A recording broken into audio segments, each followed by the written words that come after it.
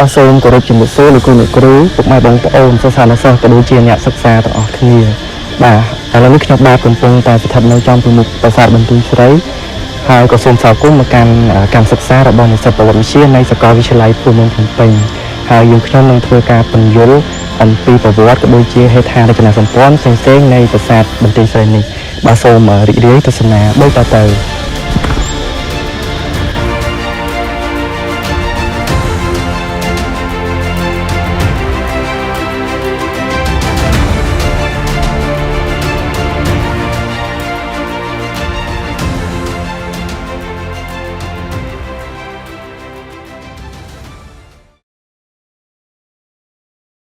ប្រាសាទបន្ទាយស្រី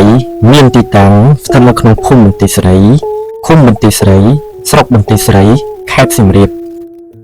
ប្រាសាទនេះមានចម្ងាយប្រមាណ39គីឡូម៉ែត្រភាគខាងជើងទីរួមខេត្តសៀមរាបនិងមានចម្ងាយប្រមាណ332គីឡូម៉ែត្រពីភ្នំពេញប្រាសាទបន្ទាយស្រីត្រូវបានកសាងឡើងនៅឆ្នាំ967នៃគ្រិស្តសករាជក្នុងរាជ្យព្រះបាទរាជេន្ទ្របរមទី2ដែលសោយរាជ្យពីឆ្នាំ944ដល់ឆ្នាំ968ហើយប្រាសាទនេះត្រូវបានកសាងឡើងដោយព្រះរាជគ្រូឈ្មោះថាវ្យវរហៈនិងប្អូនរបស់គាត់ឈ្មោះវិស្ណុកុមារជាអ្នកជួយការងារសង់នេះបន្ថែមប្រាសាទនេះ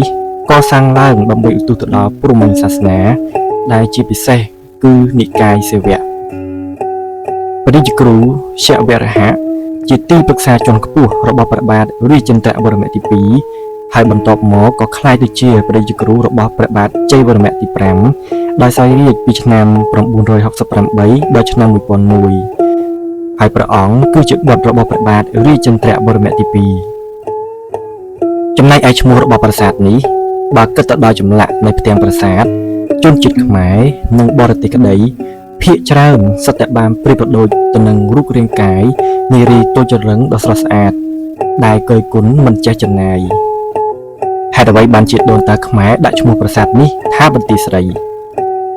មូលហេតុតំណែងដោយសារតែតំបន់នោះសម្បូរមនុស្សស្រីច្រើនដែលមាន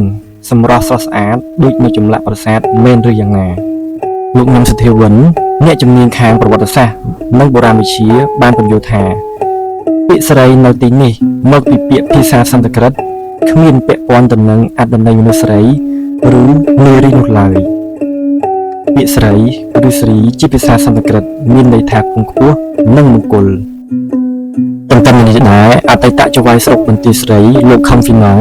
បានបរិយាយពាក្យស្រីនេះដោយពឹងផ្អែកទៅលើការសាកសួរអ្នកជំនាញបុរាណវិទ្យានិងភាសាវិទ្យាដោយលោកបានបញ្ជាក់ថាពាក្យស្រីគឺមកពីពាក្យសិរីមិនមែនមកពីពាក្យមនុស្សស្រីនោះទេដោយពាក្យបន្ទាយនេះគឺមានឋានានុក្រមប្រហាក់ប្រហែលទៅនឹងទីប្រជុំជនទីក្រុងនិងបុរីនាសម័យដើមក្រោយពីប្រាសាទបន្ទាយស្រីមានវត្តមាននៅក្នុងតំបន់នេះទីតាំងនេះបានក្លាយទៅជាទីប្រជុំជនដែលបានកំណត់នូវអត្តសញ្ញាណមានប្រជាជនរស់នៅដែលគេហៅថាបន្ទាយជាយូរមកហើយចំណែកឯពាក្យបន្ទាយលោកញឹមសុធាវិនដែលជាគ្រូបង្រៀនអរិយធម៌ខ្មែរនៅស្រុកជប៉ុនបានបញ្ជាក់ថាពាក្យបន្ទាយបើគិតជាពាក្យកិរិយាសព្ទគឺផ្ទាយដែលមានន័យថាទប់ការពារឬកំពែងដែលគេលុកទប់ប្រាសាទជាមួយគ្នានេះដែរលោកវ៉ាន់វីគ្រូបង្រៀនភាសាវិទ្យានៅសាកលវិទ្យាល័យភូមិន្ទភ្នំពេញបានបញ្យល់ថានៅក្នុងសាលាចរិតប្រាសាទបន្ទាយស្រីជាពិសេសសាលាចរិតការ842ដែលគេដឹងថាប្រាសាទនេះមានឈ្មោះដើមថាវរៈកម្រងតេងអញស្រីភវណៈមហេស្វរៈដែលសម្រួលជាភាសាខ្មែរអានថាព្រះកំស្ដែងអញស្រីត្រីភវណៈមហេសូរទន្ទឹមនឹងគ្នានេះដែរប្រាសាទបន្ទាយស្រីមានសាលាចរិតជាង10ផ្ទាំងដែលមានចារជាភាសាខ្មែរបុរាណផងខ្លះទៀតមានលំនាំនឹងភាសាសំស្ក្រឹតផងនិងភាសាខ្មែរផងសាលាចរិតដែលគេហៅយ៉ាងសំឡេងថាអក្សរថ្មដូចដែលបានអត្ថាធិប្បាយខាងលើដែលបានចុះលេខការ842បានបញ្ជាក់ឲ្យគេដឹងគ្រប់គ្នាថាជាឈ្មោះដើមរបស់ប្រាសាទបន្ទាយស្រីជាមួយគ្នានេះអ្នកស្រាវជ្រាវធំៗដែលបានសិក្សាសាលាចរិតនៅប្រាសាទបន្ទាយស្រីរួចហើយគឺលោក Levi Finot លោក Joyce Sudeh អ្នកស្រីបណ្ឌិតពៅសាវរស់ លោក David Jenner ជាដើមគុណសិស្សរបស់អ្នកប្រាជ្ញទាំងអស់នេះមានដូចជាបណ្ឌិតអង្គជូលៀនកញ្ញាបណ្ឌិតឆោមគុន្ធានិងលោកវិវិធិរាក៏បានសិក្សាស្រាវជ្រាវនិងពិចារណារឿងនេះដែរដោយឡែកការរកឃើញប្រាសាទនេះបន្ទាប់ពីតំបន់អង្គរទាំងមូលត្រូវបានបោះបង់ចោលរាប់សិបសតវត្សមកហើយគឺចាប់តាំងពីសតវត្សទី15មកប្រាសាទទាំងឡាយនៅក្នុងនោះរួមទាំងប្រាសាទបន្ទាយស្រីផងត្រូវបានលិចកប់បាត់ខ្លួនទៅក្នុងព្រៃអស់មួយរយៈលុះក្រោយមកប្រាសាទបន្ទាយស្រីត្រូវបានរកឃើញឡើងវិញនៅឆ្នាំ1914ដោយលោក Captain Nares ដែលជាមន្ត្រីជនជាតិបារាំងម្នាក់នៅពេលដែលត្រូវបានរកឃើញនោះប្រាសាទនេះស្ថិតនៅក្នុងព្រៃជ្រៅវ័នព័ទ្ធដោយវល្លិនិងរុក្ខជាតិតូចធំចម្រុះគ្នាចំណែកឯទូរបស់ប្រាសាទត្រូវបានបែកបាក់ធ្លាក់កប់ក្នុងដីនិងคล้ายទៅជាពន្លកថ្មនិងដីប៉ុន្តែត្រូវបានគេរើកាយនិងបោះសម្អាតឡើងវិញនៅឆ្នាំ1924ប្រាសាទនេះត្រូវបានចាប់ផ្ដើមជួសជុលឡើងវិញនៅឆ្នាំ1931ដោយអ្នកអភិរក្សជនជាតិបារាំងឈ្មោះ Henry Marshall ហើយត្រូវចំណាយពេលជួសជុលរយៈពេល6ឆ្នាំគឺឆ្នាំ1931ដល់ឆ្នាំ1936ការជួសជុលនេះត្រូវបានអនុវត្តតាមរូបមន្ត Anastasios មុនដំបូងគេបង្អស់ដើម្បីផ្គុំថ្មដល់បែកបាក់ហើយកសាងជាតួប្រាសាទឡើងវិញក្រោយពីប្រទេសកម្ពុជាឆ្លងផុតពីសង្គ្រាមស៊ីវិលអាញាធរអប្សរាត្រូវបានបង្កើតឡើងនៅឆ្នាំ1955ដោយរាជក្រឹត្យស្តីពីការបង្កើតអាញាធរនេះត្រូវបានឡាយប្រហ័សដោយព្រះករុណាព្រះបាទសម្ដេចនរោត្តមសីហនុនៅថ្ងៃទី19ខែធ្នូឆ្នាំ1995ការបង្កើតអាញាធរអប្សរានេះគឺក្រោយពេលដែលតំបន់រមណីយដ្ឋានអង្គរត្រូវបានដាក់បញ្ចូលជាសម្បត្តិបេតិកភណ្ឌពិភពលោកនៃអង្គការ UNESCO នៅថ្ងៃទី14ខែធ្នូឆ្នាំ1992នៅទីក្រុង Santa Fe សហរដ្ឋអាមេរិករហូតមកដល់ពេលបច្ចុប្បន្នអាជ្ញាធរជាតិអប្សរាដែលមានភារកិច្ចថែរក្សាគ្រប់គ្រងនិងរៀបចំតំបន់រមណីយដ្ឋានអង្គរក៏បានធ្វើការជួសជុលនិងអភិរក្សប្រាសាទបន្ទាយស្រីដោយអ្នកជំនាញខ្មែរដូចជារៀបចំគំនរថ្មដែលហោជាងដែលធ្លាក់រប៉ាត់រប៉ាយឲ្យមានរបៀបរៀបរយឡើងវិញលើពីនេះទៀតក៏បានជួសជុលខ្លងទ្វារបែកស្មៅលើប្រាសាទនិងថែរក្សាបរិស្ថានជាដើមបន្ថែមពីនេះទៀតអាជ្ញាធរអប្សរាក៏បានរៀបចំទិសដៅទស្សនាអាហារដ្ឋានកន្លែងលក់ដូរចំណតយន្តយន្តឲ្យមានសណ្ដាប់ធ្នាប់ល្អជាពិសេសកន្លែងសង្គ្រោះបឋមដើម្បីផ្ដល់ភាពកក់ក្ដៅនិងបង្កើតក្រុមប្រតិបត្តិការអង្គរឲ្យភ្ញៀវទេសចរគោរពតាមផងដែរចំណែកឯមធ្យោបាយធ្វើដំណើរទៅកាន់ប្រាសាទនេះគឺមានផ្លូវផុតខ្វែងអមដោយទេសភាពពណ៌បៃតងស្រស់នារបស់ប្រាសាទគឺពិតជាគួរឲ្យគយគន់និងផ្ដិតយករូបភាពផ្សេងៗពីប្រាសាទនេះដែលអាចទាក់ទាញភ្ញៀវទេសចរជាតិនិងអន្តរជាតិមកទស្សនាជាច្រើនកកកប្រាសាទបន្ទាយស្រីប្រាសាទនេះត្រូវបានរចនាឡើងដោយបែរមុខទៅទិសខាងកើតប្រាសាទបន្ទាយស្រីជាប្រាសាទមួយដែលមានរូបរាងតូចល្មមហើយប្រាសាទនេះមានពណ៌ផ្កាឈូកនិងពណ៌ស៊ីជម្ពូដែលពណ៌ប្រភេទនេះមិនត្រូវបានគេលាបលម្អនៅលើប្រាសាទនេះឡើយប៉ុន្តែវាគឺជាពណ៌ធម្មជាតិរបស់ប្រាសាទនេះតែម្ដងថ្មដែលគេយកមកសាងសង់លើប្រាសាទនេះមាន3សន្តានផ្សេងគ្នាទី1ថ្មភក់ទី2ថ្មបាយក្រៀមនិងទី3ឥដ្ឋទោះបីថ្មនេះមានប្រភេទផ្សេងគ្នាតែថ្មទាំងនេះមានពណ៌ស៊ីគ្នាយ៉ាងល្អប្រណិតថ្មទាំងនេះមានគុណភាពល្អណាស់ជាពិសេសនោះគឺថ្មភក់ដែលត្រូវបានកាត់ចេញពីភ្នំគូលែនដែលមានចម្ងាយមិនឆ្ងាយពីប្រាសាទនេះប៉ុន្មានទេប្រាសាទនេះមានកំពែងព័ទ្ធជុំវិញចំនួន4ជាន់និងមានគោបុរៈសរុបចំនួន6ជាក់ស្ដែងគោបុរៈនៅទិសខាងកើតមានចំនួន4ទិសខាងលិចមានចំនួន2កត្តាសំខាន់មួយបើយើងគិតឬរាប់នឹងធ្វើដំណើរពីកើតទៅលិចនោះយើងនឹងឃើញថានៅពីមុខច្រកចូលខាងកើតមានកំពែងទី1បន្ទាប់មកកំពែងទី2ទី3រហូតដល់កំពែងទី4ដែលព័ទ្ធជុំវិញប្រាង្គប្រាសាទទាំង3ឬខឿនទាំង3នៃប្រាសាទនេះប៉ុន្តែប្រសិនបើយើងគិតពីលិចទៅកើតឬគិតនឹងរាប់ឲ្យសមស្របទៅនឹងគោបុរៈយើងនឹងឃើញថាកំពែងទី1គឺជាកំពែងដែលព័ទ្ធជុំវិញប្រាង្គប្រាសាទទាំង3 បន្ទាប់មកគឺកំពែងទី2និងទី3រហូតដល់កំពែងទី4ដែលស្ថិតនៅត្រង់ច្រកចូលនៃប្រាសាទខ្លងទ្វារចូលនឹងកំពែងទី1បើយើងឈរពីមុខប្រាសាទឬគោបុរៈទី4នៃប្រាសាទនេះយើងនឹងឃើញមាននៅសេសសល់តែខ្លងទ្វារចេញនិងចូលចំនួន3ប៉ុណ្ណោះដែលធ្វើអំពីថ្មភក់នៅទិសខាងកើតនៅចំកណ្ដាលគឺមានទ្វារធំមួយដែលធំជាងទ្វារ2ទៀតនៅសងខាងនៅផ្នែកខាងលើបង្អស់នៃខ្លងទ្វារកណ្ដាលមានប្រហោងថ្មកាត់ជ្រុងសម្រាប់ទ្រដំបូលឬប្រក់ក្បឿងនៅខាងក្រោមនៃខ្លងទ្វារនេះបន្តិចមានហោជាងដែលលម្អដោយបន្ទាត់ធ្នូមានទម្រង់ជាសត្វមកបែរមុខចេញពីគ្នាដោយមានខ្ជាក់ឬលេបសត្វនាគក្បាល3នៅលើហោជាងនេះទៀតសោតមានចម្លាក់ព្រះឥន្ទដែលទ្រង់គង់នៅលើដំរីឯរវ័នឬក៏ឯរវ័នដែលជាដំរីមានក្បាល3ហើយព្រះអង្គគឺជាទេពនៃទឹកភ្លៀងនិងផ្គររន្ទះហើយក៏ជាទ្វារបានៃទិសខាងកើតផងដែរនៅសងខាងនៃខ្លងទ្វារនេះមានលម្អសសរមួយចំនួនសម្រាប់ទ្រើហោជាងនិងដំបូលសសរទាំងនេះមានចំនួន3សន្តានផ្សេងគ្នាដែលមានសសរធម្មតានៅគៀនខាងក្រៅហើយសសរមួយទៀតនៅជាប់នឹងសសរពេជ្រ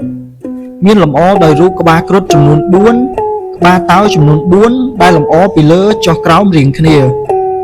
រីឯសសរពេជ្រនៅជាប់សសរនេះនិងសងទ្វារវិញមានការឆ្លាក់យ៉ាងល្អឯកផងដែរច្រកចូលទៅប្រាសាទប្រសិនបើយើងដើរចូលទៅក្នុងតាមខ្លងទ្វារនេះយើងនឹងត្រូវឆ្លងកាត់ផ្លូវមួយមានប្រវែង65ម៉ែត្រដែលស្ថិតក្នុងចន្លោះកំពែងទី1និងកំពែងទី2ក្រាលដោយថ្មបាយក្រៀមនិងអមដោយគោលសីមានិងសសរជាច្រើនពេលដើរចូលក្នុងគោបុរៈឬខ្លងទ្វារទី1មុននឹងទៅដល់កំពែងទី2យើងនឹងឃើញរោងតើងវែងមានបង្គោលសីមារៀបជាជួរសងខាងផ្លូវដែលភ្ជាប់ដោយរោងតើងប៉ុន្តែឥឡូវត្រូវបានជ្រុះដំបូលអស់នៅសល់តែបង្គោលសីមាប៉ុណ្ណោះរោងតើងនេះកាលពីដើមឡើយគឺធ្វើសម្រាប់មន្ត្រីឬក៏មនុស្សដែលមានឋានៈខ្ពស់នៅចំនួននោះនៅខាងជើងគោបុរៈបើតាមប្រសាសន៍របស់លោកគ្រូមានកូនប្រាសាទឬប្រាសាទបរិវារមួយដែលមានហោជាងបង្ហាញអំពីអវតារទី4របស់ព្រះវិស្ណុក្នុងទម្រង់ខ្លួនជាមនុស្សក្បាលតោដែលមានឈ្មោះថានរសិង្ហដែលកំពុងសម្លាប់ស្ដេចពិរានកាស៊ីពុដោយចាប់ហែកទ្រូងចំណែកគោបុរៈខាងត្បូងមានកូនប្រាសាទឬប្រាសាទបរិវារចំនួន3ដែលសាងសង់ទន្ទឹមគ្នាប្រាសាទកណ្ដាលយើងសង្កេតឃើញថាមានហោជាងមួយដែលបានបង្ហាញពីព្រះសិវៈនិងព្រះនាងឧមាគង់នៅលើគោនន្ទិដែលឈរនៅពីលើក្បាលរបស់ព្រះកាដែលជាទូទៅគេហៅចម្លាក់នេះថាឧមាមហេស្វរៈចំណែកកូនប្រាសាទ2ទៀតដែលនៅសងខាងប្រាសាទកណ្ដាលនេះបច្ចុប្បន្នគឺត្រូវបានបែកបាក់អស់ទៅហើយនៅសេសសល់តែទម្រង់បន្តិចបន្តួចប៉ុណ្ណោះបញ្ចប់ពីចម្លាក់នៃគោបុរៈខាងឆ្វេងខាងស្ដាំទាំងពីរបើយើងដើរទៅកំពែងទី2ឬគោបុរៈទី3យើងនឹងសង្កេតឃើញថាមានហោជាងមួយបែកបាក់នៅលើដីនៅផ្នែកខាងជើងនៅលើហោជាងនេះមានលម្អចម្លាក់របស់ក្រុងរាមចាប់នាងសីតាហើយព្រះរាមនិងព្រះលក្សណ៍កំពុងតែកាន់ដាវច្បាំងគ្នាជាមួយនឹងក្រុងរាមដើម្បីសង្គ្រោះនាងសីតាចូលមកដល់ខ្លងទ្វារទី2ឬគោបុរៈទី3ជាក់ស្ដែងខ្លងទ្វារនេះមានពីរផ្នែកខាងកើតនិងផ្នែកខាងលិចសាងសង់អំពីថ្មភក់ប៉ុន្តែកំពែងសង់ឡើងពីថ្មបាយក្រៀមខ្លងទ្វារដែលនៅទិសខាងកើតមានស៊ុមទ្វារបញ្ឈរទាំងសងខាងនិងមានបង្អួចនៅលើស៊ុមទ្វារទាំងសងខាងមានសិលាចារឹកនៅក្នុងរជ្ជកាលនៃស្ដេចចំនួន3អង្គផ្សេងគ្នាប៉ុន្តែបច្ចុប្បន្នសិលាចារឹកនេះត្រូវបានយកទៅតម្កល់ទុកបាត់ទៅហើយផ្នែកខាងកើតនៃខ្លងទ្វារទាំងពីរនេះមានទម្រសិវលិង្គមួយដែលមានការឆ្លាក់យ៉ាងស្អាតហើយផ្នែកខ្លះនៅលើទម្រនេះមានសំណឹកនៅភាគខ្លះផងដែរដើរចេញពីកំពែងទី2ទៅខាងមុខបន្តទៀតស្ថិតចន្លោះកំពែងទី2ទី3យើងនឹងឃើញមានគូទឹកដែលព័ទ្ធជុំវិញកំពែងទី3ទី4ឬព័ទ្ធជុំវិញប្រាសាទតែម្ដងគូទឹកដែលព័ទ្ធជុំវិញដែលតំណាងឲ្យមហាសមុទ្រទាំង7ព័ទ្ធជុំវិញចក្រវាឡមហាសមុទ្រទាំងនោះរួមមានមហាសមុទ្រពណ៌សពណ៌ខៀវពណ៌លឿងពណ៌ក្រហមពណ៌បៃតងពណ៌ស្វាយនិងពណ៌ស៊ីជម្ពូ នៅពេលយើងឆ្លងកាត់មហាសមុទ្រទាំង7ឬគូទឹកហើយយើងនឹងមកដល់ខ្លោងទ្វារកំពែងទី3ដែរតំណាងឲ្យឋានសួគ៌ទាំង6ឬកំពែងឋានត្រីត្រឹងទំនងជាគេចង់សំដៅទៅលើប្រាសាទទាំង6ដែលព័ទ្ធជុំវិញកំពែងទី4និងប្រាសាទដែលនៅចំកណ្ដាលខ្លោងទ្វារទី3ឬគោបុរៈទី2ខ្លោងទ្វារនេះជាក់ស្ដែងមានមួយនៅទិសខាងកើតនិងមួយទៀតនៅទិសខាងលិចនៅខ្លោងទ្វារខាងកើតមានផ្តែរលម្អរូបព្រះនាងលក្ស្មីដែលមានដំរីទេព2ក្បាលបានយកប្រមោយត្រកងថោទឹកស្រោចមកលើរូបព្រះនាងក្នុងសិល្បៈគេហៅរូបនេះថាគុជ្ជលក្ស្មីចំណែកខ្លោងទ្វារទិសខាងលិចស្ថិតនៅពីក្រោយប្រាង្គប្រាសាទទាំង3មានហោជាងលម្អចម្លាក់រឿងរាមកេរ្តិ៍ដែលសូគ្រីបច្បាំងជាមួយនឹងពាលីយើងដើរចូលទៅក្នុងបន្តទៀតនៃបរិវេណចន្លោះកំពែងទី3និងទី4យើងនឹងសង្កេតឃើញមានរូបព្រះគោមួយកំណាត់ខ្លួនជាប់នឹងតម្រធ្វើអំពីថ្មភក់ត្រូវបានដាក់បែរមុខទៅរកប្រាង្គប្រាសាទសំខាន់កណ្ដាលដែលឧទ្ទិសដល់ព្រះឥសូរក្រៅពីនេះយើងឃើញមានកូនប្រាសាទចំនួន6ទៀតស្ថិតក្នុងចន្លោះកំពែងទី3និងទី4នៃបរិវេណផ្នែកខាងក្នុងមានសារឬក៏កូនប្រាសាទចំនួន6ដែល2ស្ថិតនៅទិសខាងលិច2ទៀតស្ថិតនៅទិសខាងកើត1នៅទិសខាងជើងនិង1ទៀតនៅទិសខាងត្បូងសារឬកូនប្រាសាទទាំងនេះមានជញ្ជាំងធ្វើអំពីថ្មបាយក្រៀមហើយកាលពីមុនប្រហែលជាមានដំបូលប្រក់ក្បឿងត្រូវបានប្រើប្រាស់សម្រាប់ធ្វើពិធីគោរពសាសនាដោយមានការបូជាព្រះភ្លើងហើយចំពោះអ្នកដែលមកចូលរួមក្នុងពិធីនេះត្រូវតែសូត្រធម៌តាមគម្ពីរសាសនា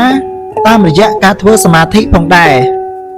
ខ្លោងទ្វារទី4ឬគោបុរៈទី1ពេលចូលទៅដល់ខ្លោងទ្វារទី4យើងនឹងឃើញកំពែងព័ទ្ធជុំវិញខឿននៃប្រាសាទទាំង3ហើយយើងនឹងសង្កេតឃើញមានហោត្រៃចំនួន2គឺខាងត្បូង1ខាងជើង1មិនត្រឹមតែប៉ុណ្ណោះយើងក៏ឃើញថាមានមណ្ឌពមួយដែលសាងសង់ភ្ជាប់នឹងប្រាង្គប្រាសាទកណ្ដាលនៃប្រាសាទទាំង3ផងដែរកំពែងនៃខ្លោងទ្វារទី4នេះសាងអំពីឥដ្ឋហើយត្រូវបានបែកបាក់យ៉ាងខ្លាំងប៉ុន្តែទ្វារនៅទិសខាងកើតធ្វើអំពីថ្មភក់នៅមានសភាពល្អនៅឡើយខ្លោងទ្វារផ្នែកខាងកើតនេះមានចម្លាក់ផ្តែរនិងហោជាងទាំងនៅផ្នែកខាងមុខនិងខាងក្រោយផ្តែរផ្នែកខាងមុខមានលម្អរូបព្រះក្រឹស្ណាដែលបាត់ប្រកេះក្នុងលក្ខណៈជាទម្រង់សម្រាប់ដំរីនិងតោឯហោជាងមានលម្អរូបព្រះឥសូរដៃ10ឈររាំបំផ្លាញសម្រស់នាងការៃកលមាយាចំណែកផ្នែកខាងក្រោយមានផ្តែរលម្អរូបព្រះវិស្ណុក្នុងទម្រង់ជាអវតារទី10ខ្លួនមនុស្សក្បាលសេះឈ្មោះកាលកិនឈរកាន់ក្បាលយក្ស2នាក់ឯហោជាងមានលម្អរូបព្រះនាងទុរគាសម្រាប់ក្របីឈ្មោះមហិង្សាសុរាឬក៏បិសាចឈ្មោះមហិង្សាសុរាហោត្រៃខាងជើងបណ្ណាល័យនេះក្រៅពីដង្កល់គម្ពីរសាសនាបុរាណមួយចំនួនរាល់សម្ភារៈសម្រាប់គោរពបូជាទាំងឡាយក៏ធ្លាប់ត្រូវបានគេរក្សាទុកនៅក្នុងនេះផងដែរនៅលើខ្លោងទ្វារទាំងពីរគឺខាងកើតនិងខាងលិចនៃហោត្រៃនេះមានចម្លាក់រឿងអំពីសកម្មភាពរបស់ព្រះក្រឹស្ណាដែលជាអវតារទី8របស់ព្រះវិស្ណុក្នុងរឿងមហាភារតៈ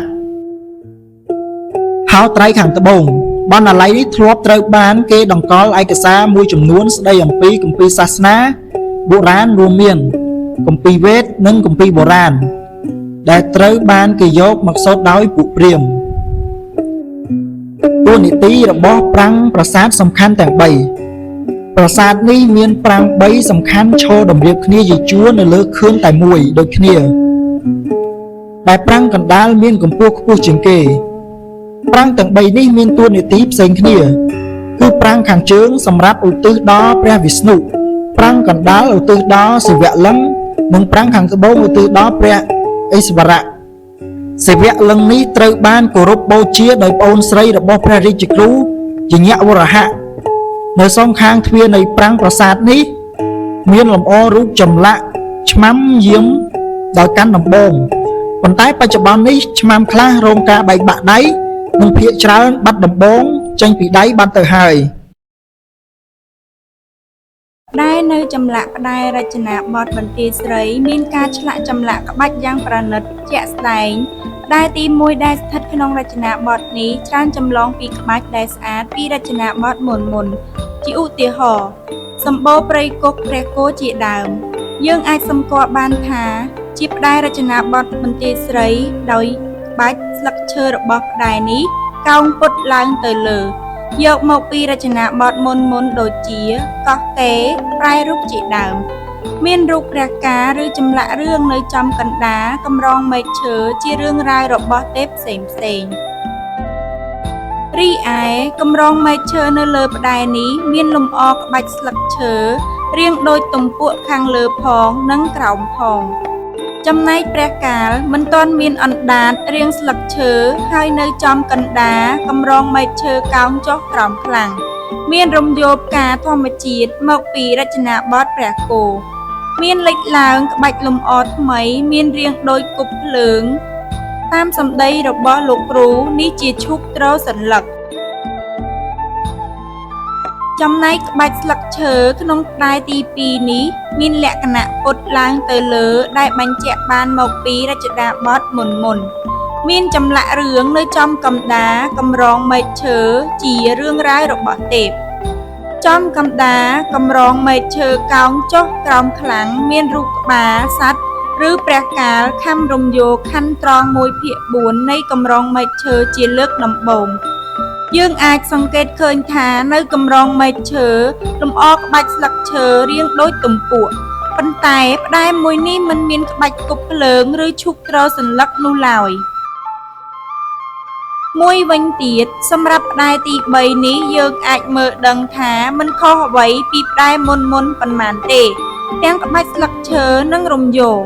អ្វីដែលសំខាន់នោះគឺមានរូបព្រះការឬចម្លាក់រឿងនៅចំកណ្ដាលកម្រងមែកឈើជារឿងរ៉ាវរបស់ទេពយើងអាចសង្កេតឃើញថានៅលើកម្រងមែកឈើលម្អក្បាច់ស្លឹកឈើរាងដូចទំពក់និងមានផ្កាច័ន្ទលើកម្រងមែកឈើនៅចុងសងខាងនៃកម្រងមែកឈើមានមកជិះលើដំរីនិងខ្ជាក់ស្លឹកឈើឬឈូកត្រសន្លឹកហើយក៏មានរំយោលនៅចំកណ្ដាលស្លឹកឈើទាំងសងខាងផងដែរ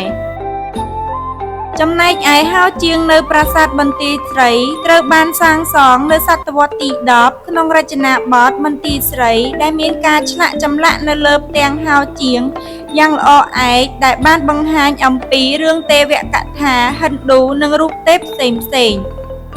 ជាក់ស្ដែងហោជាងទី1នេះបង្ហាញពីការរាំរបស់ព្រះសិវៈដែលរាំក្នុងគោលបំណងបំផ្លាញសម្រស់របស់នាងកាឡាមាយា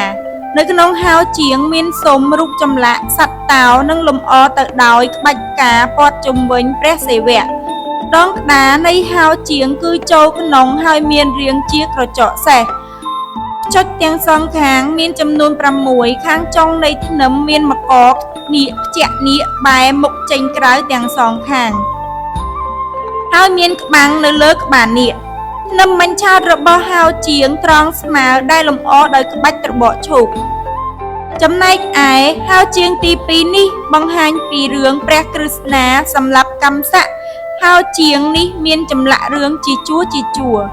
ដងក្តារនៃហោជាងនេះមានលក្ខណៈចូលក្នុងនិងចេញក្រៅយ៉ាងច្បាស់ដែលមានរាងជាក្រចកសេះហើយផ្ចុចទាំងសងខាងនៃហោជាងមានចំនួន6ខាងចុងធ្នឹមមានមកកខ្ជាក់តោបែរមុខចេញក្រៅទាំងសងខាងហើយមានក្បាំងនៅលើក្បាលតោរីឯធ្នឹមបញ្ឆោតរបស់ហោជាងគឺត្រង់ស្មើដែលលម្អដោយក្បាច់ត្របកឈូកមួយវិញទៀតហោជាងទី3បង្ហាញពីចម្លាក់សាច់រឿងសុគ្រីពនិងពាលីកំពុងតែប្រយុទ្ធគ្នាដងក្តារនៃហោជាងចូលក្នុងនិងចេញក្រៅយ៉ាងច្បាស់មានរាងជាក្រចកសេះហើយផ្ចុចទាំងសងខាងមានចំនួន6នៅចុងសងខាងនៃធ្នឹមរបស់ហោជាងមានមកកខ្ជាក់នាគបែរមុខចេញក្រៅហើយមានក្បាំងនៅលើក្បាលនាគធ្នឹមបញ្ឆោតរបស់ហោជាងត្រង់ស្មើលម្អដោយក្បាច់ត្របកឈូកសសរពេជ្រដែលស្ថិតនៅជាប់ជាមួយនឹងស៊ុមទ្វារឃើញថាមានការឆ្លាក់នៅក្បាច់យ៉ាងស្អាតទៅទៀតដោយសសរពេជ្រ8ជ្រុងសសរពេជ្រចែកចេញជា3ផ្នែកសំខាន់1ក្បាលសសរ មានរាងប៉ោងលម្អដោយក្បាច់ស្លឹកឈើតូចៗពីលើនៅអមសងខាងមានក្បាច់ផ្កាឈូកនិងពងត្រីនិងមានក្បាច់ស្លឹកឈើរាងជាជួរ2តួសសនៅត្រង់1/2និង1/4មានក្បាច់វ័នចិញ្ចៀនលើតួសសនៅលើវ័នមានឆ្លាក់ក្បាច់នៅអមសងខាងមានក្បាច់ផ្កាឈូកនិងពងត្រីនៅជាប់ពងត្រីទាំងសងខាងមានក្បាច់ស្លឹកឈើទំហំតូចៗប៉ុនគ្នាទាំងអស់ធ្វើឲ្យនៅសចន្លោះច្រើននៅត្រង់1/8មានលម្អដោយក្បាច់ពងត្រី3ជើងសសមានរាងប៉ោងលម្អដោយក្បាច់ស្លឹកឈើតូចៗពីលើនៅអមសងខាងមានក្បាច់ផ្កាឈូកនិងពងត្រីនិងមានក្បាច់ស្លឹកឈើរាងជាជួរ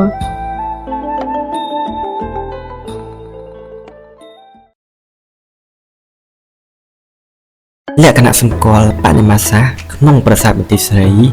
រូបបដិមាភាគច្រើនមានទំហំតូចប៉ុន្តែមានការឆ្លាក់យ៉ាងផ្ចិតផ្ចង់ទឹកមុខញញឹមស្រស់ពោលគឺមានសោភ័ណភាពយ៉ាងស្រស់ស្អាតយោងទៅតាមលោកគ្រូលេងសិរង់សាស្ត្រាចារ្យប្រវត្តិសិល្បៈនៃសាកលវិទ្យាល័យភូមិន្ទភ្នំពេញបានបញ្យល់ថារចនាបថបដិមានៅប្រាសាទបន្ទាយស្រីនាសតវត្សទី10ដែលចម្លាក់បដិមាករទាំងអស់នេះគឺសុទ្ធសឹងតែត្រូវបានធ្វើឡើងពីថ្មភក់ពិសេសដែលសម្បត្តិសម្រាមចេញជារូបរាងយ៉ាងស្រស់ស្អាតជាក់ស្ដែងចម្លាក់ប្រុសនៅប្រាសាទបន្ទាយស្រីផ្នែកសម្ពុតក្រុម1សម្ពុតគឺមានខ្សែក្រវ៉ាត់ព័ទ្ធជុំវិញសម្ពុតមានផ្នែកពេញផ្ទៃសម្ពុតមានក្បាច់កន្ទុយត្រីសំយងចុះក្រោមចំនួន2និងមានជ័យសម្ពុតដោយកូនកន្សែងសូមបញ្ជាក់ផងដែរថារចនាបថនៃចម្លាក់បដិមាប្រុសក្រុម1នៅប្រាសាទបន្ទាយស្រីគឺមានមូលដ្ឋានគ្រឹះពីរចនាបថព្រះគោបាខែងនិងកោះកេរចំណែកឯសម្ពុតក្រុម2ផ្ទៃសម្ពុតមានលក្ខណៈរាបស្មើមានផ្នែកប្រឌិតនៅលើផ្លូវខាងឆ្វេងមានជីសម្ពុតដោយកូនកន្សែងនៅលើផ្លូវខាងស្ដាំនិងក្បាលសម្ពុតដែលមានផ្នត់រាងដូចក្បាលចំណងហើយពលាក្បាលសម្ពុតចេញមកខាងក្រៅសូមបញ្ជាក់ផងដែរថារចនាបថបដិមាប្រុសផ្នែកសម្ពុតក្រុម2នេះគឺមានមូលដ្ឋានគ្រឹះពីរចនាបថគូលែនចំណែកឯផ្នែកគិរីតមកុដរបស់បដិមាប្រុសគឺមានរាងស៊ីឡាំងកាត់ផ្ទុកឡើងដោយរង្វង់សក់ក្រងជាច្រើនរង្វង់ហើយកញ្ចាំងធ្វើជា8ជ្រុងឲ្យកញ្ចាំងរង្គោលចូលក្នុងដែលមើលពីខាងក្រៅឃើញមានលក្ខណៈស្រួចជាមួយគ្នានេះចំពោះក្បាំងវិញគឺមានលក្ខណៈធំនិងមានរចនាបថតូចៗដែលមានដូចជាជើងក្បាំងក្បាច់ពងត្រីក្បាច់ចក្រច័ន្ទក្បាច់ពងត្រីបន្ថែមពីលើនិងផ្នែកខាងលើគឺមានស្លឹកឈើនិងរំយោលហើយជាការពិតណាស់រចនាបថនេះគឺមានមូលដ្ឋានគ្រឹះពីរចនាបថប្រែរូបចំណែកឯចដាមកុដវិញគឺគេបួងឲ្យមានលក្ខណៈមូលនិងទម្លាក់ជាទម្រង់អក្សរ U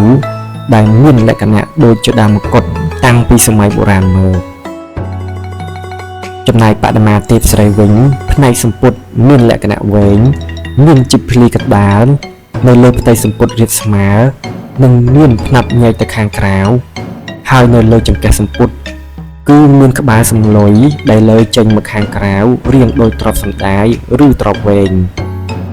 ចំណែកឯចដាមកុដវិញគឺគេធ្វើតាមបែបធម្មជាតិដែលអាចឲ្យយើងយកតម្រាប់តាមបានដែលយើងឃើញថាគេក្រងប្រលាទៅខាងក្រោយរួចបួងជាការស្រេចមួយវិញទៀតខ្សែក្រវ៉ាត់ដែលលម្អទៅដោយក្បាច់រំយោលនិងកម្រងនីលាហើយក្រុមបដិមាករនេះគឺមានមូលដ្ឋានពីរចនាបថព្រៃក្មេងនិងកំពង់ព្រះដោយឡែកចំពោះទម្រង់មុខនិងដងខ្លួនរបស់បដិមាទាំងអស់គឺមានលក្ខណៈស្រលូនមិនមានសាច់ដុំធំៗនោះទេហើយចំណែកឯទម្រង់មុខវិញគឺស្រទន់ដូចនឹងទម្រង់មុខរបស់មនុស្សពិតផងដែរចម្លាក់ទេវកថានៅប្រាសាទបន្ទាយស្រីគឺសុទ្ធសឹងទទួលឥទ្ធិពលសិល្បៈនៃរឿងទេវកថាឌីរីឯផ្នែកចម្លាក់វិញត្រូវបានឆ្លាក់ឡើងយ៉ាងពិសេស ពលគឺដើម្បីឧទ្ទិសថ្វាយដល់ព្រហ្មញ្ញសាសនាជាពិសេសគឺព្រះសិវៈជាក់ស្ដែងរឿងទេវកថាទី1ចម្លាក់នៅលើហោជាងនេះបានបង្ហាញអំពីព្រះសិវៈនាជរាជឬនាការរាជាមានន័យថាព្រះសិវៈរួមដែលជាការបញ្យល់ថាព្រះសិវៈគឺជាបរមត្តមន្តស្មើនឹងសារពត្រៈមានន័យថាជាអ្វីៗគ្រប់យ៉ាងបានតំណាងឲ្យចក្រវាឡទាំងមូលហើយចក្រវាឡទាំងមូលអាចដំណើរការទៅមុខបានលុះត្រាតែព្រះសិវៈទ្រង់មានចរណាមានន័យថាជាការរួមរបស់ព្រះសិវៈតែប្រសិនបើព្រះសិវៈជប់រួមនោះបានន័យថាចក្រវាឡក៏ឈប់ដំណើរការទៅមុខដូចគ្នាដែរការរួមរបស់ព្រះអង្គមានចំនួន3កន្លែងដែលទី1នៅឋានសួគ៌ទី2នៅឋានតន្តនៈឬព្រៃស្រល់និងទី3នៅឋានទានាតនៈឬបច្ឆាមួយវិញទៀតរឿងទេវកថាទី2នៅលើហោជាងចម្លាក់បុរាណនេះបានបង្ហាញពីសាច់រឿងយ៉ាងមានអត្ថន័យរបស់ព្រះសិវៈនិងមហេសីរបស់ទ្រង់គឺព្រះនាងឧមានៅក្នុងរូបនេះព្រះសិវៈគង់នៅខាងមុខហើយមានព្រះនាងឧមាគង់នៅពីខាងក្រោយយ៉ាងជិតស្និទ្ធនៅលើខ្នងគោនន្ទិនដែលជាយានជំនិះរបស់ព្រះអង្គទម្រង់ដែលទេពទាំងពីរអង្គគង់រួមគ្នាបែបនេះត្រូវបានគេហៅថាឧមាមហេស្វរៈដែលតំណាងឲ្យកម្លាំងអំណាចក្តីស្រឡាញ់ដ៏ស្មោះស្ម័គ្រនិងសុភមង្គលយ៉ាងពេញលេញក្នុងរង្វង់គ្រួសារទេពនៃរឿងទេវកថាឌូជាមួយគ្នានេះដែរនៅក្នុងរឿងទេវកថាទី3ព្រះសិវៈដុតកាមទេព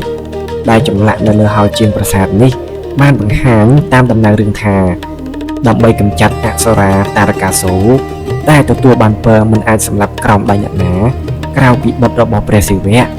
ដោយឃើញដូច្នេះហើយពួកទេវៈបានពឹងពាក់ព្រះកាមទេព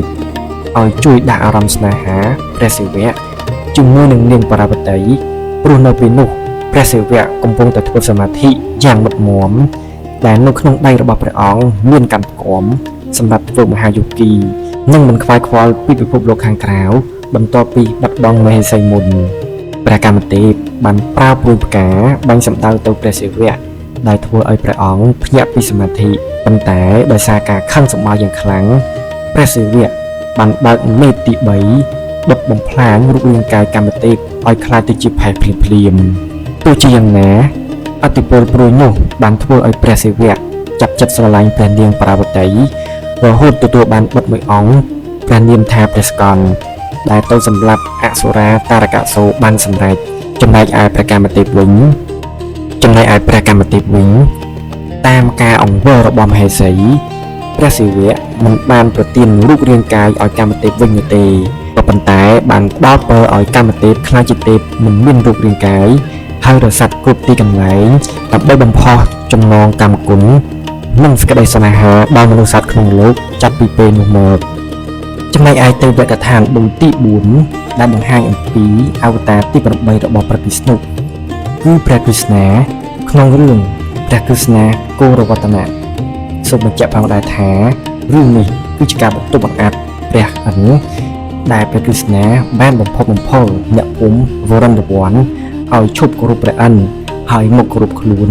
ដោយយកភ្នំគោរវត្តនៈជាទីសំអាងនៅប្រភពទឹក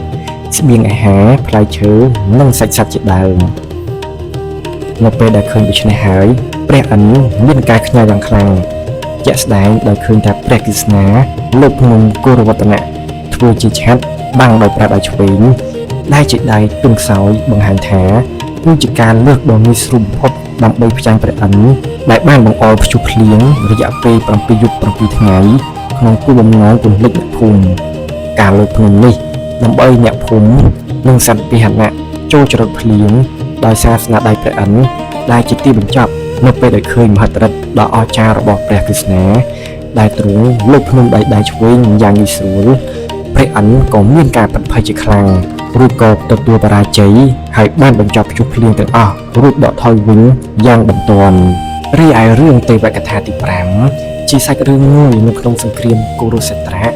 ដែលនៅថ្ងៃចុងក្រោយនៃការប្រយុទ្ធរវាងពួកបណ្ឌុកនិងពួកកៅរពជាក់ស្ដែងភីមនិងទុរយុទ្ធបានប្រយុទ្ធគ្នាដោយប្រើដំបង គឺបន្ទាប់ពីទុរយុទ្ធត្រូវបានរកឃើញថាភីមបានលាក់ខ្លួននៅបាត់ស្រះនៅក្នុងការប្រយុទ្ធដ៏ស្វែងនោះព្រះគិស្ណាបានប្រាប់អរជិនថាភីមមិនអាចយកឈ្នះទុរយុទ្ធតាមច្បាប់ត្រឹមត្រូវឡើយដើម្បីយកឈ្នះទុរយុទ្ធគឺមានតែប្រើល្បិចដោយព្រះគិស្ណាបានធ្វើសញ្ញាចង្អុលបង្ហាញផ្លូវឲ្យភីមដឹងភីមក៏បានសម្រេចចិត្តបំពេញច្បាប់សង្គ្រាមដោយការយាដំបងវិសម្ប្រងយ៉ាងខ្លាំងចំផ្លូវទាំងពីររបស់ទុរយុទ្ធរហូតត្រូវបានបាក់ខ្ទេចខ្ទីនិងដួលសន្លប់ក្នុងស្រុកឈាមទង្វើដែលភីមធ្វើបែបនេះគឺល្មើសច្បាប់និងសង្គ្រាមនាចំនួននោះដែលហាមគាត់មិនឲ្យវាយក្រំចង្កេះជាដាច់ខាតឃើញទង្វើខុសច្បាប់បែបនេះពូរាមដែលជាព្រះរាមព្រះក្រឹស្ណាបំរុងចូលទៅឃាត់និងដាក់ទោសភីមប៉ុន្តែត្រូវបានព្រះក្រឹស្ណាហាមឃាត់ដោយពន្យល់ថាការធ្វើបែបនេះគឺដើម្បីបំពេញតាមសច្ចាដែលភីមបានបដិចិត្តទុកពីមុនមកការបរាជ័យនិងការស្លាប់របស់ទូអង្គលុបលុំចិត្តអាក្រក់រូបនេះមិនត្រឹមតែជាការសងសឹកចំពោះការប្រមាថមើលងាយទៅលើនាងទ្រវទីប៉ុណ្ណោះនោះទេប៉ុន្តែវាជាការបំផ្លាញឫសគល់នៃភាពយុត្តិធម៌ទាំងស្រុងនិងជាការប្រកាសជ័យជំនះដ៏បរិសុទ្ធនៃធម៌យកឈ្នះអធម៌នៅលើសង្គ្រាមគុរុសេត្រៈចំណែកឯរឿងទេវកថាទី6រឿងនេះបានដំណើរថាបន្ទាប់ពីតាមសម្រាប់ព្រះក្រឹស្ណាមិនបានសម្រេចជាច្រើនដងរួចមកហើយស្ដេចកម្មសៈដែលជាឪពុកមាបានប្រើល្បិចលើកចុងក្រោយមួយទៀតដោយបានអញ្ជើញព្រះក្រឹស្ណាឲ្យជុំមកគាល់ដើម្បីបង្ហាញនូវសន្តានចិត្តនឹករលឹកមុនពេលមកដល់ស្ដេចកម្មសៈបានបញ្ជាឲ្យគេយកដំរីកំណាចមួយក្បាលឲ្យឈរនៅខ្លងទ្វារចូលព្រះរាជវាំងពេលព្រះក្រឹស្ណាមកដល់ដំរីនោះនឹងរត់ទៅជាន់ព្រះក្រឹស្ណាដោយប៉ុនប៉ងចង់សម្លាប់ប៉ុន្តែទៅព្រះក្រឹស្ណាផ្ចាញ់ហើយក្រវែងដំរីនោះឲ្យរលាយបាត់ទៅបន្ទាប់មកស្ដេចកម្មសៈបានឲ្យកុមារក្រឹស្ណានិងពូរាមប្រកួតច្បាប់ជាមួយសេនារបស់ខ្លួនដែលជាអ្នកបោកច្បាប់គ្មានគូប្រៀបពួកអ្នកបោកច្បាប់ទាំង5មានបំណងចង់សម្លាប់កុមារក្រឹស្ណា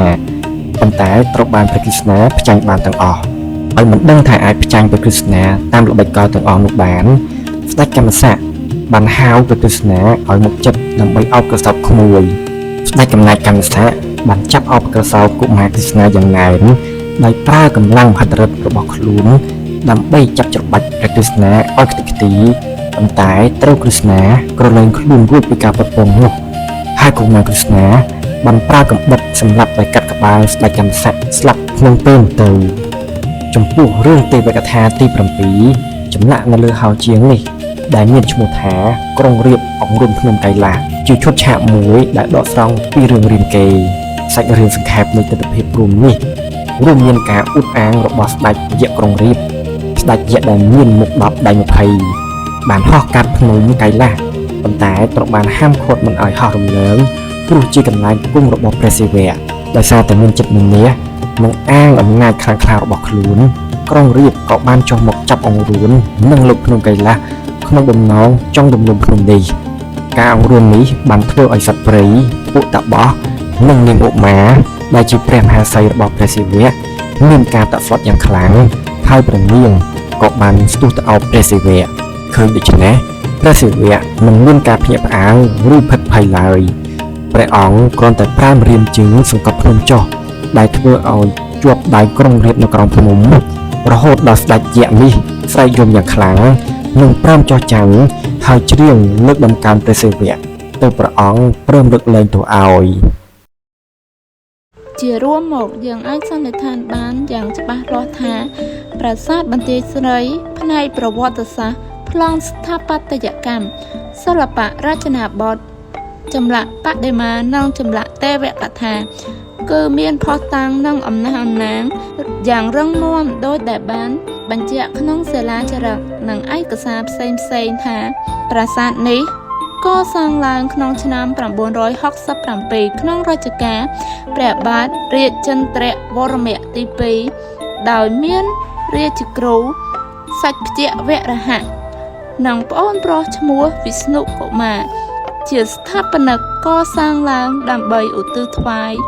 ព្រះសេវៈក្រោមឈ្មោះដើមថាវរៈគម្រងតេងអញស្រីត្រីភុមរៈមហេសោចំណែកឯផ្នែករចនាសម្ព័ន្ធប្លង់ប្រាសាទដែលកសាង ពីថ្មភក់ពណ៌ផ្កាឈូកពីភ្នំគូលែនរួមផ្សំថ្មបាយក្រៀមនិងថ្មឥដ្ឋគឺមានកំផែងព័ទ្ធជុំវិញ4ជាន់មានគោបុរៈ6គោទឹកព័ទ្ធជុំវិញតំណាងមហាសមុទ្រហោត្រី2និងប្រាង្គ3តម្រៀបគ្នានៅលើខឿនតែមួយលើសពីនេះអំណាងផ្នែកសិល្បៈបានបង្ហាញថាហោជាងនិងផ្តែរទាំងអស់ត្រូវឆ្លាក់ឡើងក្នុងរចនាបថបន្ទាយស្រីនាសតវត្សទី10ដែលដកស្រង់និងកែច្នៃបន្ថែមពីផ្ទាំងចម្លាក់រចនាបថមុនដែលមានដូចជាសម្បូរព្រៃគុកព្រះគោកោះកេរនិងប្រែរូបដោយមានលក្ខណៈសម្គាល់ត្រង់ក្បាច់ស្លឹកឈើពុតឡើងលើរាងដោយទំពក់មានរូបព្រះកាលខាំផ្ការំយោចំកណ្ដាលមែកឈើកោងចុះក្រោមខ្លាំងនិងមានការខណ្ឌត្រង់1លើ4ជាលើកដំបូងព្រមទាំងបង្កើតក្បាច់រចនាថ្មីហៅថាឈុកត្រោស្លឹកនិងមានដងក្តារហោជាងរាងក្រចកសេះចូលក្នុងនិងចេញក្រៅមានចុច6នៅសងខាងរីចំណែកឯផ្នែកបដិមាទសាសន៍និងទេវកថាបានបង្ហាញពីព្រហ្មញ្ញសាសនាដ៏មានឥទ្ធិពលក្នុងសតវត្សទី10តាមរយៈការឆ្លាក់ឈុតឆាកសំខាន់យ៉ាងរស់រវើកនៅលើហោជាងនិងផ្តែរដែលមានដូចជាព្រះសិវនាចារាជឧមាមហេសវរៈព្រះក្រឹស្នាសម្លាប់ស្ដេចកម្មសៈព្រះសិវដិតកាមទេពព្រះក្រឹស្នាគោរវត្តនៈសង្គ្រាមគោរុក្សត្រៈក្រុងរាមអង្រួនភ្នំកៃឡាសរួមទាំងចម្លាក់ឆ្មាំយាមកាន់ដំបងការពារប្រាង្គប្រាសាទហេតុនេះធាតុផ្សំតាក់ទងនឹងប្រាសាទបន្ទាយស្រីទាំងអស់គឺពិតមានទំនាក់ទំនងប្រតិក្រឡាគ្នាយ៉ាងល្អឥតខ្ចោះនិងស្ថិតនៅក្នុងសតវត្សទី10នៃគ្រិស្តសករាជពិតប្រាកដមែន